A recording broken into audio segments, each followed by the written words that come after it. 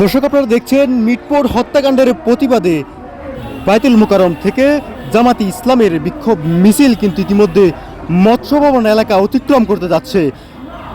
আপনারা দেখতে পাচ্ছেন হাজার হাজার নেতাকর্মীর মধ্য দিয়ে তাদের আজকের যেই বায়তুল মোকাররম থেকে ছুটে আসা বিক্ষোভ মিছিলটি কিন্তু ইতিমধ্যেই জানান দিচ্ছে যে মিটপুর হাসপাতালে গঠিত হত্যাকাণ্ডের প্রতিবাদে তাদের বলিষ্ঠ এরপরেই তাদের এই বিশাল বিক্ষোভ মিছিল নিয়ে তারা শাহবাগ অভিমুখে কিন্তু এগিয়ে চলেছে।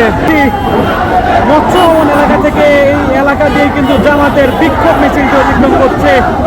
সেই বিক্ষোভ মিছিলে কিন্তু ঢাকা মহানগরী নেতৃবৃন্দ এবং কেন্দ্রীয় নেতৃবৃন্দ উপস্থিত রয়েছেন।